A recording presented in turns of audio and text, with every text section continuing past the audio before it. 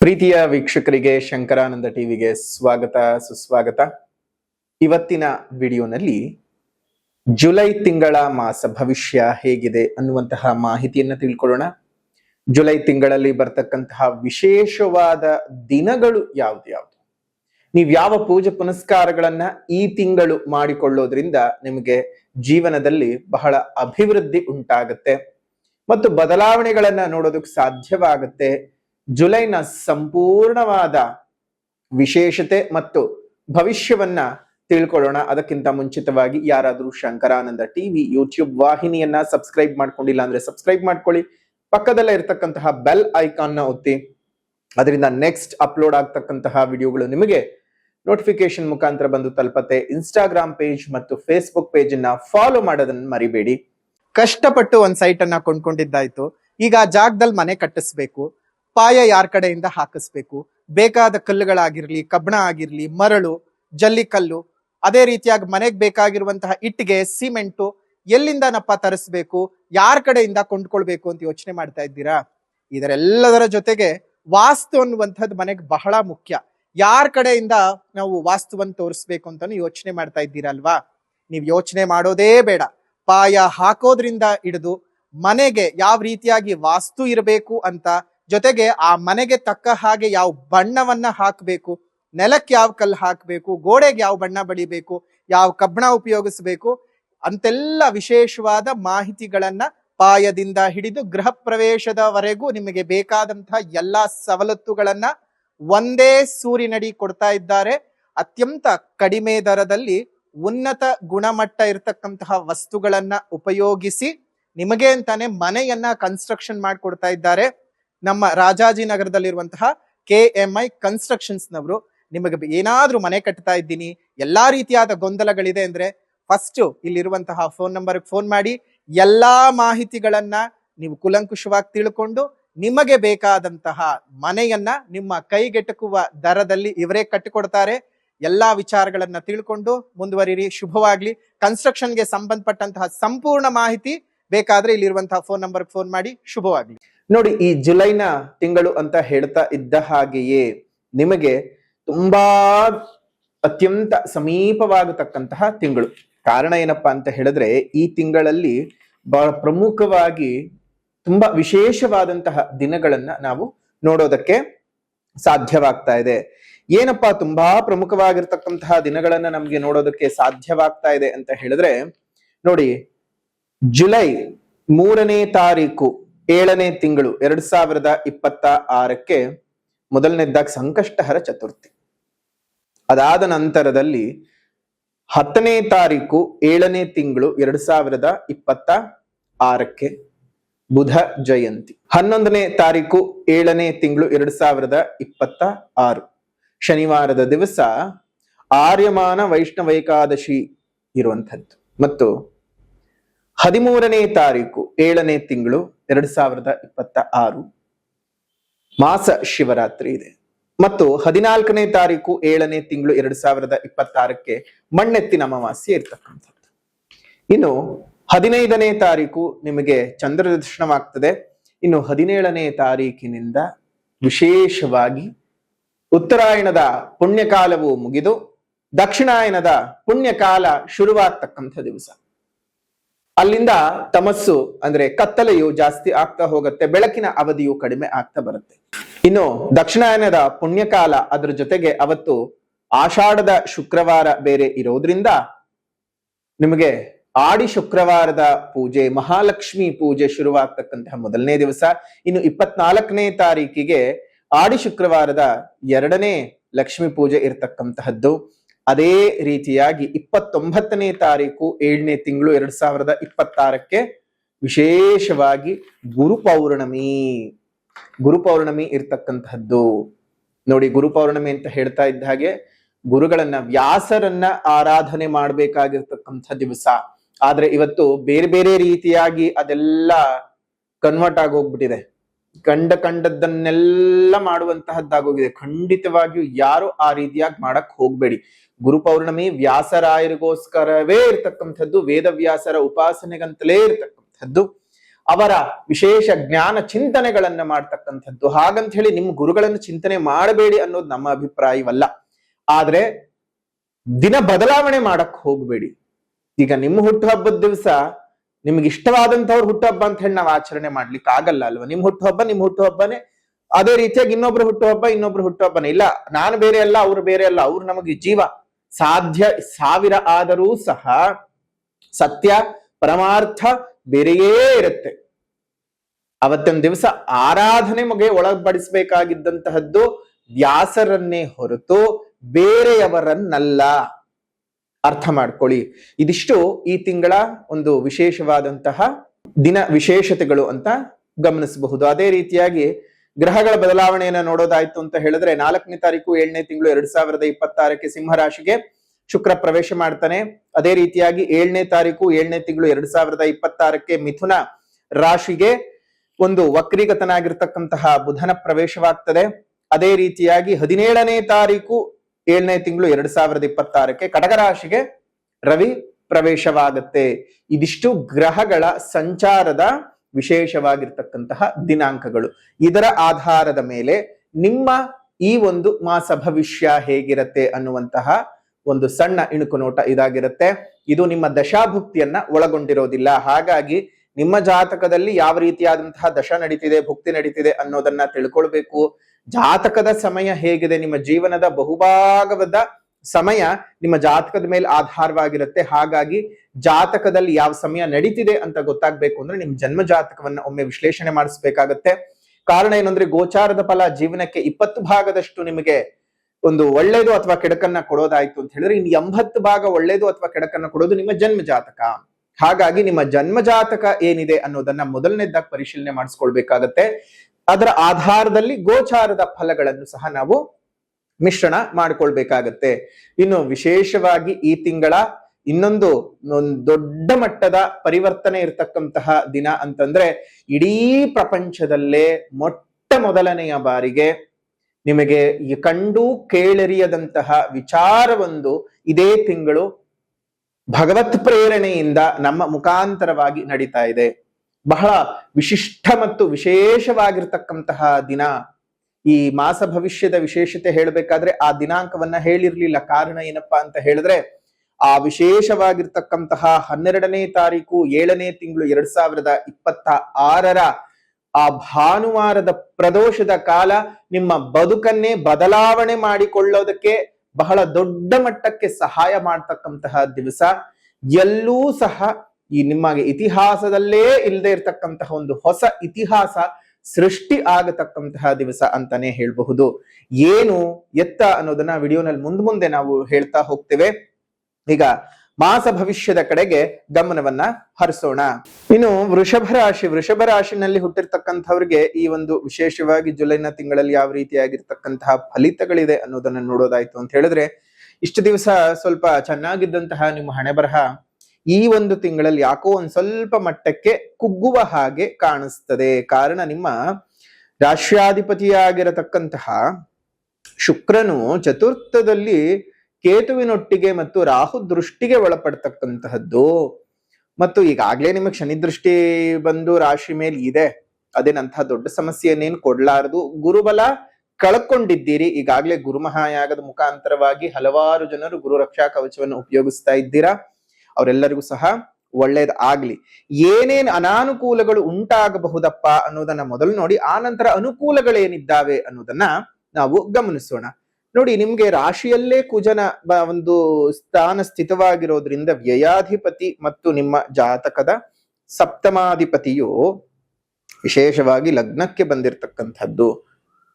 ಈ ವಿಪರೀತವಾಗಿರತಕ್ಕಂತಹ ಕೋಪ ಜಾಸ್ತಿ ಆಗ್ತಕ್ಕಂಥದ್ದು, ಮಾತುಗಳಲ್ಲಿ ವ್ಯತ್ಯಾಸಗಳು ಬರ್ತಕ್ಕಂಥದ್ದು, ನಿಮ್ಮ ನಡತೆಯಲ್ಲಿ ನಿಮಗೇ ಗೊತ್ತಿಲ್ಲದ ಹಾಗೆ ವಿಪರೀತವಾದಂತಹ ಒಂದು ಬೇರೆಯವರಿಗೆ ಕೆಡುಕು ಅನ್ನಿಸ್ತಕ್ಕಂತಹ ನಡತೆಗಳು ನಿಮಗೆ ಗೊತ್ತಿಲ್ಲದ ರೀತಿಯಲ್ಲಿ ಬರ್ತಕ್ಕಂಥದ್ದು ಆಗತ್ತೆ. ಅದರ ಜೊತೆಗೆ ನಿಮ್ಮ ಮುಂಗೋಪಗಳು, ಯೋಚನೆ ಇಲ್ಲದೆ ಮಾಡ್ತಕ್ಕಂತಹ ಕೆಲಸಗಳಿಂದ ಒಂದಷ್ಟು ನಷ್ಟವನ್ನ ಅನುಭವಿಸಬೇಕಾಗ್ತದೆ. ಜಾಗ್ರತೆಯಾಗಿ ಇರಿ. ಅಷ್ಟು ಮಾತ್ರ ಅಲ್ಲದೆ ದ್ವಿತೀಯಾಧಿಪತಿಯು ದ್ವಿತೀಯದಲ್ಲೇ ಇದ್ದು ಹಣಕಾಸಿನ ವಿಚಾರಗಳಿಗೆ ಅಂತಹ ತೊಂದರೆ ತಾಪತ್ರೆಗಳನ್ನೇನೋ ಕೊಡಲಾರ. ಅದೇ ರೀತಿಯಾಗಿ ತೃತೀಯದಲ್ಲಿ ಉಚ್ಚಂಗತನಾಗಿರ್ತಕ್ಕಂತಹ ಗುರು ಇರೋದ್ರಿಂದಾಗಿ ಅದು ನಿಮಗೆ ನೇರವಾಗಿ ನಿಮ್ಮ ಭಾಗ್ಯಸ್ಥಾನದ ಮೇಲೆ ಪ್ರಭಾವವನ್ನ ಬೀರ್ತಾ ಇದೆ, ಲಾಭ ಸ್ಥಾನದ ಮೇಲೆ ಪ್ರಭಾವವನ್ನ ಬೀರ್ತಾ ಇರೋದ್ರಿಂದಾಗಿ ಹಣಕಾಸಿನ ಸಮಸ್ಯೆಗಳು ಏನು ಉಂಟಾಗಲಾರದು. ಹಣಕಾಸಿನ ವಿಚಾರಗಳಲ್ಲಿ ಬಹಳ ಅಭಿವೃದ್ಧಿಯನ್ನೇ ನೋಡ್ತೀರಿ. ನಿಮಗೆ ಒಂದಷ್ಟು ಹಳೆಯ ಸಾಲಗಳಿಂದ ವಿಮುಕ್ತರಾಗ್ತಕ್ಕಂತಹದ್ದು ಈ ರೀತಿಯಾಗಿ ಒಂದಷ್ಟು ಯೋಗಗಳೇನೋ ಇದ್ದಾವೆ. ಆದರೆ ಆಗ್ಲೇ ಹೇಳಿದ ಹಾಗೆ ಕೆಲವೊಂದು ಅನಾನುಕೂಲತೆ ಅಂತ ನೋಡಿದಾಗ ನಿಮ್ಮ ದೇಹಾಧಿಪತಿಯ ಜೊತೆಗೆ ಕೇತು ಇರೋದ್ರಿಂದಾಗಿ ನಿಮ್ಮ ದೇಹಕ್ಕೆ ಅನಾರೋಗ್ಯಗಳು ಬರ್ತಕ್ಕಂತಹ ಸಾಧ್ಯತೆಗಳು, ಇದ್ದಕ್ಕಿದ್ದ ಹಾಗೆ ದೇಹಕ್ಕೆ ವಿಪರೀತವಾದ ಪಿತ್ತಾಂಶಗಳು ಜಾಸ್ತಿ ಆಗೋದ್ರಿಂದ ಪಿತ್ತಕ್ಕೆ ಸಂಬಂಧಪಟ್ಟಂತಹ ಕಾಯಿಲೆಗಳು, ಉರಿಮೂತ್ರದ ಕಾಯಿಲೆಗಳು ಬರ್ತಕ್ಕಂಥ ಸಾಧ್ಯತೆಗಳಿದ್ದಾವೆ. ಕಾನ್ಸ್ಟಿಪೇಷನ್ ಆಗುವಂತಹ ಸಾಧ್ಯತೆಗಳಿದ್ದಾವೆ. ಗ್ಯಾಸ್ಟ್ರೈಟಿಸ್ ಇಂತ ಗ್ಯಾಸ್ಟ್ರಬಲ್ಗಳು ಉತ್ಪತ್ತಿ ಆಗತಕ್ಕಂತಹದ್ದು, ನಿಮಗೆ ಬಹಳ ಹೊಟ್ಟೆಗೆ ಸಂಬಂಧಪಟ್ಟಂತಹ ಅನಾರೋಗ್ಯಗಳು ಬಹಳ ಕಾಡುವಂತಹ ಸಮಯ ಇದು ಆಗಿರತ್ತೆ. ತುಂಬಾ ಹುಷಾರಾಗಿರ್ಬೇಕು. ತುಂಬಾ ಊಟದ ವಿಚಾರದಲ್ಲಿ ತುಂಬಾ ಹೈಜೀನ್ ಮೇಂಟೈನ್ ಮಾಡ್ಬೇಕು. ಎಲ್ಲಂದ್ರೆ ಅಲ್ಲಿ, ಎಲ್ಲಂದ್ರೆ ಹಾಗೆ ತಿನ್ನುವ ಹಾಗಿಲ್ಲ. ಇದು ನೀವು ರೋಡ್ ಸೈಡ್ ಊಟ ಮಾಡೋದು ಅಥವಾ ದೊಡ್ಡ ದೊಡ್ಡ ಹೋಟೆಲ್ಗಳಲ್ಲಿ ಊಟ ಮಾಡೋದು ಅಥವಾ ಮನೇಲಿ ಊಟ ಮಾಡೋದು ಅಂತ ಅಲ್ಲ. ನೀವು ಎಲ್ಲೇ ಊಟ ಮಾಡಿ ಶುಚಿಯಾಗಿರೋ ಕಡೆ ಊಟ ಮಾಡಿ. ಸಾಧ್ಯವಾದಷ್ಟು ಸ್ವತಃ ನೀವೇ ಶುಚಿಯಾಗಿ ಮಾಡ್ಕೊಂಡು ಊಟ ಮಾಡಿ. ಮನೆಯಲ್ಲಿ ಮಾಡುವಂತಹ ಅಡುಗೆಗಳನ್ನೇ ನೀವು ಹೆಚ್ಚಿಗೆ ಸ್ವೀಕಾರ ಮಾಡಿ. ಪಾಪ ಕೆಲವೊಬ್ಬರಿಗೆ ಊರ್ ಬಿಟ್ಟು ಊರಿಗೆ ಬಂದಿರ್ತೀರಾ, ಕೆಲಸ ಕಾರ್ಯಗಳನ್ನು ಮಾಡ್ಬೇಕಾಗತ್ತೆ, ತುಂಬಾ ಸಮಸ್ಯೆಗಳಿರುತ್ತವೆ. ಅಂಥವ್ರು ಹೊರಗಡೆ ಆಹಾರವನ್ನೇ ಆಶ್ರಯ ಮಾಡಿರ್ತೀರಿ. ಇಲ್ಲಿ ದೊಡ್ಡದು ಚಿಕ್ಕದು ಅನ್ನುವಂತಹ ಪ್ರಶ್ನೆ ಇಲ್ಲದೆ ಎಲ್ಲಿ ಶುದ್ಧವಾಗಿ ಶುಭ್ರವಾಗಿ ಮಾಡ್ತಾರೋ ಅಲ್ಲಿ ಊಟವನ್ನ ಮಾಡಿ ನಿಮ್ಮ ಆರೋಗ್ಯವನ್ನ ನೀವು ಕಾಪಾಡ್ಕೊಳ್ತಕ್ಕಂತಹದ್ದು ತುಂಬಾನೇ ಉತ್ತಮವಾದ ಸಂಗತಿಯಾಗಿರುತ್ತೆ.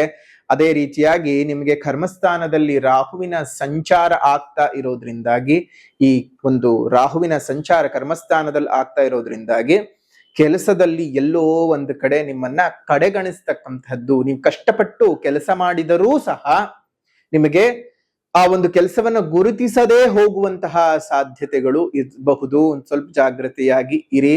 ಕೆಲಸದ ಜಾಗದಲ್ಲಿ ನಿಮ್ ಕೆಲಸ ಏನಿದೆ ಅಷ್ಟು ಮಾತ್ರ ಮಾಡ್ಕೊಳ್ಳಿ. ಬೇರೆಯವ್ರ ಕೆಲಸಗಳಿಗೆ ಉಸಾಬ್ರಿಗಳಿಗೆ ತಲೆ ಹಾಕಕ್ ಹೋಗೋದು ಬೇಡ. ನಿಮ್ಗೇನ್ ಗೊತ್ತಿರ್ಲಿ ಗೊತ್ತಿಲ್ಲದೆ ಇರ್ಲಿ, ನಿಮ್ ಪಾಡಿಗೆ ನಿಮ್ಮ ಜೀವನವನ್ನ ನಡೆಸ್ಕೊಳ್ತಾ ಹೋಗಿ. ನಿಮ್ಮ ಕೆಲಸಕ್ಕೆ ಎಷ್ಟೆಷ್ಟು ಬೇಕೋ ಅಷ್ಟೆಷ್ಟನ್ನು ಮಾತ್ರ ಮಾಡ್ಕೊಳ್ತಾ ಹೋದ್ರೆ ನಿಮ್ಗೆ ಯಾವುದೇ ರೀತಿಯಾಗಿರ್ತಕ್ಕಂತಹ ತೊಂದರೆ ತಾಪತ್ರೆಗಳು ಬರೋದಿಲ್ಲ. ಸೊ ಹಾಗಾಗಿ ವೃಷಭ ರಾಶಿನಲ್ಲಿ ಹುಟ್ಟಿರ್ತಕ್ಕಂಥವ್ರು ಈ ಒಂದು ಸರಳವಾದ ಉಪಾಯವನ್ನ ಮಾಡ್ಕೊಳ್ಳಿ. ನಿಮ್ಮ ತಂಟೆ ತಾಪತ್ರೆ ಬೇರೆಯವ್ರು ಬರಬಾರ್ದು, ನೀವು ಬೇರೆ ಯಾರ ತಂಟೆ ತಾಪತ್ರೆಯಕ್ಕೋ ಹೋಗಬಾರದು. ಇನ್ನು ಅದೇ ರೀತಿಯಾಗಿ ಪಂಚಮಾಧಿಪತಿ ಆಗಿರ್ತಕ್ಕಂತಹ ಬುಧನು, ಪಂಚಮ ಮತ್ತು ದ್ವಿತೀಯ ಅಧಿಪತಿ ಆಗಿರ್ತಕ್ಕಂತಹ ಬುಧನು ನಿಮ್ಮ ದ್ವಿತೀಯ ಸ್ಥಾನದಲ್ಲಿ ಸಂಚಾರ ಮಾಡುತ್ತಾ ಇರೋದ್ರಿಂದಾಗಿ ಇದು ನಿಮಗೆ ಅಂತಹ ಕೆಡುಕಿನ ಛಾಯೆಯನ್ನೇನು ಕೊಡ್ತಾ ಇಲ್ಲ. ಅನುಕೂಲಗಳೇ ಹೆಚ್ಚಿಗೆಯನ್ನ ಕೊಡ್ತಾನೆ. ಧನಸ್ಥಾನಾಧಿಪತಿ ಪಂಚಮಾಧಿಪತಿ ಧನಸ್ಥಾನದಲ್ಲೇ ಇರೋದು ನಿಮಗೆ ಹಣಕಾಸಿನ ಭೋಗಗಳನ್ನ ಅನುಭವಿಸೋದಕ್ಕೆ ನಿಮಗೆ ವಿಶೇಷವಾಗಿ ಅನುಕೂಲತೆಗಳನ್ನ ಮಾಡಿ ಕೊಡ್ತಾ ಇದ್ದಾನೆ. ಹಾಗಾಗಿ ವೃಷಭ ರಾಶಿನಲ್ಲಿ ಹುಟ್ಟಿರ್ತಕ್ಕಂಥವರಿಗೆ ಇದು ಒಂದು ರೀತಿಯಾಗಿ ಬಹಳ ಯೋಗಕಾರಕವಾಗಿರ್ತಕ್ಕಂತಹ ಅಂಶ ಅಂತಾನೆ ಹೇಳಬಹುದು. ಇನ್ನು ಅದೇ ರೀತಿಯಾಗಿ ನಿಮ್ಮ ಸಪ್ತಮ ಸ್ಥಾನದ ಮೇಲೆ ಉಚ್ಚ ಗುರುವಿನ ದೃಷ್ಟಿಯು ಬಂದಿದೆ. ಹಾಗಾಗಿ ವೃಷಭ ರಾಶಿನಲ್ಲಿ ಹುಟ್ಟಿರುವಂಥವರಿಗೆ ಅತ್ಯಂತ ಶುಭಯೋಗ.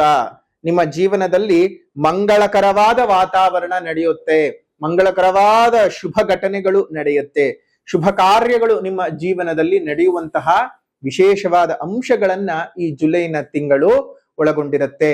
ತುಂಬಾ ತಿಂಗಳುಗಳಿಂದ ಮಕ್ಕಳಿಲ್ಲದೆ ಒದ್ದಾಡ್ತಾ ಇದ್ದಂಥವರಿಗೆ ಸಂತಾನದ ಸೌಭಾಗ್ಯದ ಜೊತೆಗೆ ವರ್ಷಾನುಗಟ್ಲೆಯಿಂದ ನಾವು ಸಂಬಂಧವನ್ನ ಹುಡುಕ್ತಾ ಇದ್ದೇವೆ, ಆದರೂ ಸಹ ನಮಗೆ ಯಾವುದೇ ರೀತಿಯಾದಂತಹ ಸಂಬಂಧಗಳು ಕುದುರ್ತಾ ಇಲ್ಲ, ವಿಶೇಷವಾಗಿ ವಿವಾಹಕ್ಕೆ ಅನಾನುಕೂಲತೆಗಳು ಉಂಟಾಗ್ತಾ ಇದೆ ಅಂತ ಯೋಚನೆ ಮಾಡ್ತಾ ಇರುವಂತಹ ಅದೆಷ್ಟೋ ಜನರಿಗೆ ಈ ತಿಂಗಳು ವಿವಾಹಕ್ಕೆ ಭಾಗ್ಯ ಯೋಗ. ನಿಮ್ಮ ಜಾತಕದಲ್ಲೊಮ್ಮೆ ದಶಾಭುಕ್ತಿಯನ್ನು ತೋರಿಸ್ಕೊಳ್ಳಿ. ಅದರಲ್ಲಿ ಏನಾದ್ರೂ ಶುಭ ರೀತಿಯಾದ ವಾತಾವರಣ ಇದ್ರೆ ನಿಮಗ್ ಬಹಳ ಚೆನ್ನಾಗಿ ಆಗತಕ್ಕಂತಹದ್ದು ಆಗತ್ತೆ. ಅಷ್ಟು ಮಾತ್ರ ಅಲ್ಲದೆ ನಿಮಗೆ ಇನ್ನೊಂದಷ್ಟು ಶುಭ ಘಟನೆಗಳು ನಿಮ್ಮ ಜೀವನದಲ್ಲಿ ಇರ್ತಕ್ಕಂಥದ್ದು. ಒಂದ್ ಹಂತಕ್ಕೆ ಗುರುಬಲವನ್ನು ಪಡ್ಕೊಂಡಿದ್ರು, ಗುರು ಉಚ್ಚ ಸ್ಥಾನದಲ್ಲಿ ಇದ್ದ ಸಂದರ್ಭದಲ್ಲಿ ಗುರುಬಲ ಇದೆ ಅಂತಾನೆ ಲೆಕ್ಕ ಮಾಡಬೇಕು ಅಂತ ಶಾಸ್ತ್ರ ಹೇಳ್ತದೆ. ಅದೇ ರೀತಿಯ ಶನಿ ಬಲ ನಿಮ್ಗೆ ಸಂಪೂರ್ಣವಾಗಿ ಇರ್ತಕ್ಕಂತಹದ್ದು.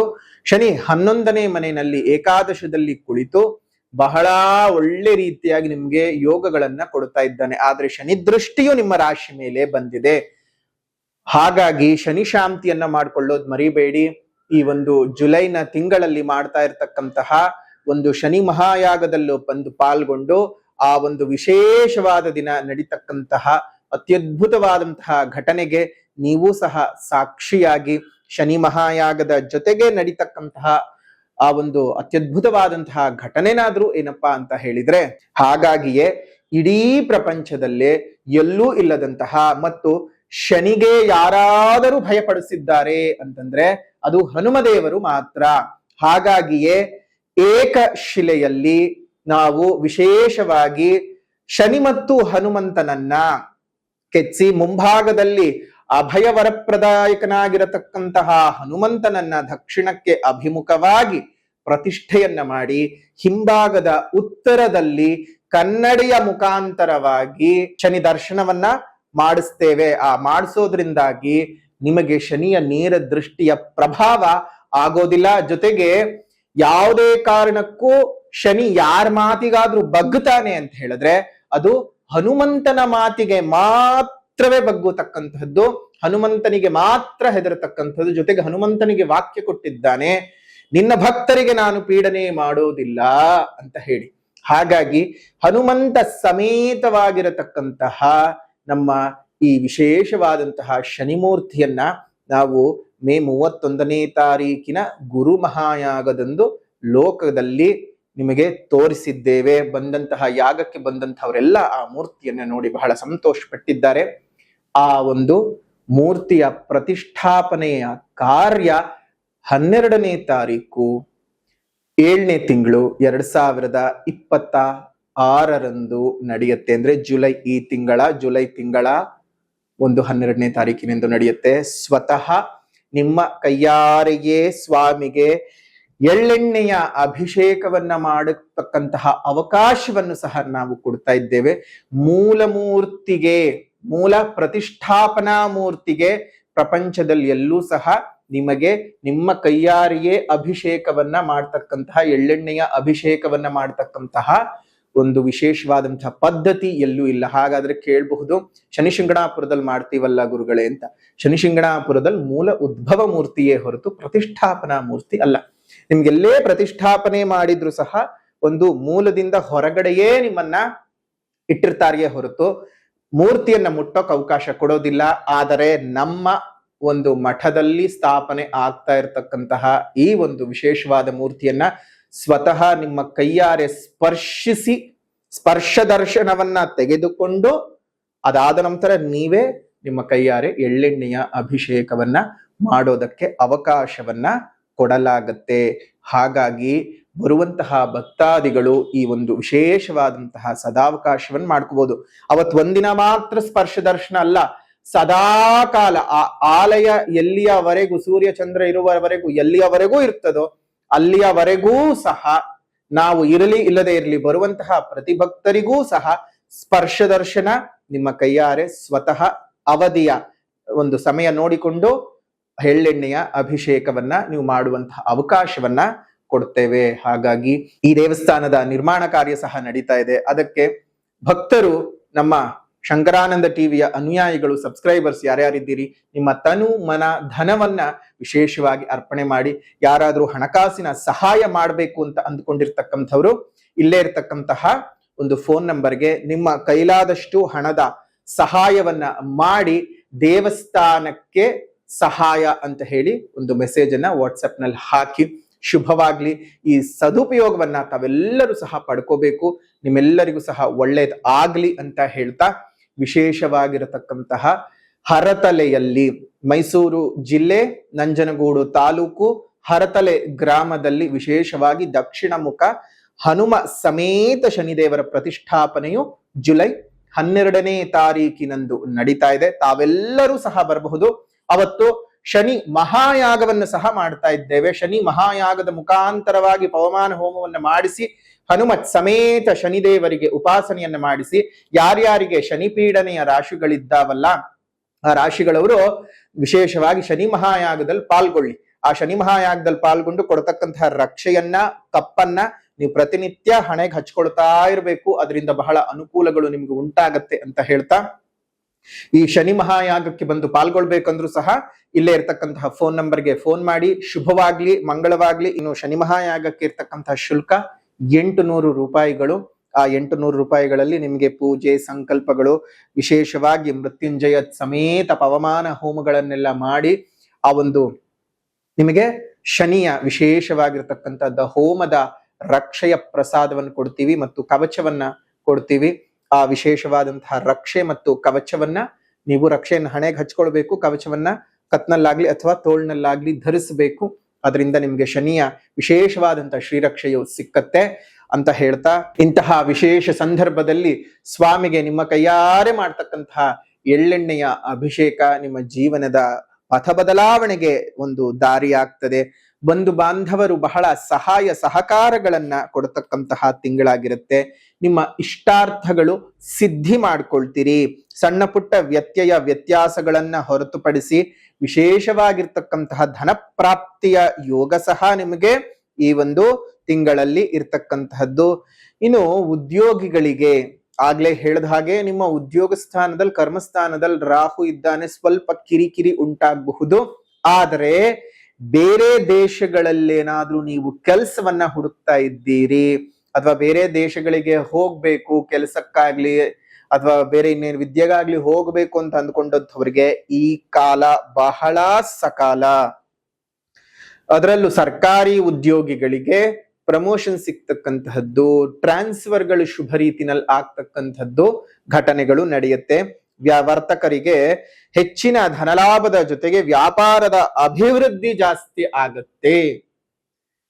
ಕಾರಕೋ ಭಾವನಾಶನ ಅಂತಾರೆ. ಯಾವ ಕಾರಕದ ಗ್ರಹಗಳು ಅದೇ ಒಂದು ಸ್ಥಾನದಲ್ಲಿದ್ದಂತಹ ಸಂದರ್ಭದಲ್ಲಿ ಆ ಸ್ಥಾನವನ್ನು ನಾಶ ಮಾಡ್ತಾರಂತೆ. ವರ್ತಕರಿಗೆ ಅಂದ್ರೆ ವ್ಯಾಪಾರಸ್ಥರಿಗೆ ಧನಲಾಭಗಳು ಹೆಚ್ಚಿಗೆ ಆದರೂ ಸಹ ಉಳಿಸ್ಕೊಳ್ಳೋದಕ್ಕಾಗಲ್ಲ. ಖರ್ಚುಗಳು ಒಂದರ ಹಿಂದೆ ಬಂದು ನಿಮಗೆ ವಿಶೇಷವಾಗಿ ಖರ್ಚುಗಳು ಜಾಸ್ತಿ ಆಗತಕ್ಕಂತಹದ್ದು ಆಗತ್ತೆ.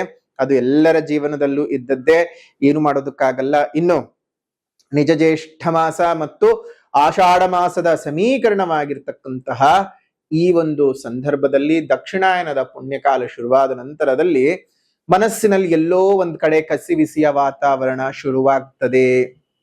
ಅದರಲ್ಲೂ ತುಂಬಾ ಗೊಂದಲಗಳು ಉಂಟಾಗ್ತಕ್ಕಂಥದ್ದು, ನಿಮ್ಮ ನಿರ್ಧಾರಗಳಲ್ಲಿ ಅಸ್ಥಿರತೆಗಳು ಬರ್ತಕ್ಕಂಥದ್ದು, ಪ್ರಾಪಂಚಿಕ ಜೀವನದಲ್ಲಿ ಒಂದಷ್ಟು ಕಲಹಗಳು ಉತ್ಪತ್ತಿ ಆಗತಕ್ಕಂತಹದ್ದು, ವಿರೋಧಿಗಳು ಹೆಚ್ಚಾಗುವಂಥದ್ದು, ವಾದಗಳು ಜಾಸ್ತಿ ಆಗುವಂಥದ್ದು, ಎಲ್ಲೋ ಒಂದ್ ಕಡೆ ನೀವು ಮಾಡದೇ ಇರೋ ತಪ್ಪನ್ನ ನಿಮ್ಮ ಮೇಲೆ ಹೊರಿಸೋದಕ್ಕೆ ಪ್ರಯತ್ನಗಳು ಮಾಡ್ತಕ್ಕಂತಹದ್ದು ಆಗತ್ತೆ. ಸ್ವಲ್ಪ ಜಾಗೃತೆಯಾಗಿರಿ. ಕೆಲ ಸಣ್ಣ ಪುಟ್ಟ ವ್ಯತ್ಯಾಸಗಳನ್ನ ಹೊರತುಪಡಿಸಿ ಮಿಕ್ಕೆಲ್ಲವೂ ಸಹ ಅತ್ಯಂತ ಶುಭ ರೀತಿಯಾಗಿದೆ. ಈ ಒಂದು ವೃಷಭ ರಾಶಿಯವರಿಗೆ ಒಂದ್ಸಲ ನಿಮ್ ಜನ್ಮಜಾತಕ ತೋರಿಸ್ಕೊಳ್ಳಿ. ಶನಿ ಶಾಂತಿಗೆ ಪೂಜೆಗೆ ಬಂದು, ಶನಿ ಮಹಾಯಾಗದ ಪೂಜೆಗೆ ಬಂದು ಪವಮಾನ ಹೋಮದ ಜೊತೆಗೆ ನಿಮಗೆ ವಿಶೇಷವಾಗಿ ಶನಿ ಮಹಾಯಾಗವದಲ್ಲಿ ನಿಮ್ಮ ಕೈಯಾರೆ ಸ್ವಾಮಿಗೆ ಪೂಜೆ ಮಾಡ್ತಕ್ಕಂತಹ ಅವಕಾಶವನ್ನ ತಪ್ಪಿಸ್ಕೊಳ್ಳೋದಕ್ಕೆ ಹೋಗೋದು ಬೇಡ. ನಿಮ್ಮೆಲ್ಲರಿಗೂ ಸಹ ಒಳ್ಳೇದು ಆಗ್ಲಿ ಅಂತ ಹೇಳ್ತಾ, ಇದಾಗಿತ್ತು ವೃಷಭ ರಾಶಿಯವರ ಈ ಒಂದು ಜುಲೈ ತಿಂಗಳ ಮಾಸ ಭವಿಷ್ಯ. ಇನ್ನು ಪರಿಹಾರ ಅಂತ ಬಂದಾಗ ಮೊದಲನೇದಾಗಿ ಸಾಮಾಜಿಕ ಪರಿಹಾರ. ಸಾಮಾಜಿಕ ಪರಿಹಾರ ಅಂತ ಹೇಳಿದ್ರೆ ಪ್ರಕೃತಿಯನ್ನು ಉಳಿಸಿ, ಪ್ರಕೃತಿಯನ್ನು ಬೆಳೆಸಿ, ಇನ್ನಿತರ ಜೀವ ಜಂತುಗಳಿಗೆ ಒಂದಿಷ್ಟು ಆಸರೆಯಾಗಿರಿ. ಮುಂದಿನ ಪೀಳಿಗೆಯ ಉಸಿರು ಚೆನ್ನಾಗಿರ್ಬೇಕಂದ್ರೆ ಹಿಂದೆ ಹಸಿರನ್ನ ಉಳಿಸ್ಕೊಳ್ಬೇಕು. ಹಸಿರನ್ನ ಉಳಿಸ್ಕೊಳ್ಳೋದ್ರ ಬಗ್ಗೆ ಜಾಗೃತರಾಗಿ. ಅಷ್ಟು ಮಾತ್ರ ಅಲ್ಲ, ಸಾಧ್ಯವಾದ ಕಡೆ ಎಲ್ಲ ಗಿಡಗಳನ್ನ ನೆಟ್ಟು ಪೋಷಣೆಯನ್ನ ಮಾಡಿ. ಸಾಮಾಜಿಕ ಪರಿಹಾರದ ನಂತರದಲ್ಲಿ ಆಧ್ಯಾತ್ಮಿಕ ಪರಿಹಾರ, ದೀಪದುರ್ಗಾ ದೇವಿಯ ಆರಾಧನೆಯನ್ನು ಮಾಡಿ, ಆಪದುದ್ಧಾರಕ ದೀಪದುರ್ಗಾ ಸ್ತೋತ್ರದ ಪಠಣವನ್ನು ಮಾಡಿ. ನಿಮ್ಮೆಲ್ಲರಿಗೂ ಸಹ ಶುಭವಾಗ್ಲಿ, ಮಂಗಳವಾಗ್ಲಿ. ಇದಾಗಿತ್ತು ವೃಷಭ ರಾಶಿಯವರ ಜುಲೈ ತಿಂಗಳ ಮಾಸ ಭವಿಷ್ಯ. ವಿಡಿಯೋ ಇಷ್ಟ ಆಗಿದ್ರೆ ಲೈಕ್ ಮಾಡಿ, ಶೇರ್ ಮಾಡಿ, ಕಮೆಂಟ್ ಮಾಡಿ. ಮತ್ತೊಂದು ವಿಡಿಯೋನಲ್ಲಿ ಭೇಟಿ ಮಾಡೋಣ. ಅಲ್ಲಿವರೆಗೂ ನಮಸ್ಕಾರ. ಲೋಕಾ ಸಮಸ್ತ ಸುಖಿನೋ ಭವಂತು, ಸಕಲ ಸನ್ಮಂಗಳಾನಿ ಭವಂತು, ಸರ್ವೇ ಜನಾಃ ಸುಖಿನೋ ಭವಂತು, ಸಮಸ್ತ ಸನ್ಮಂಗಳಾನಿ ಭವಂತು.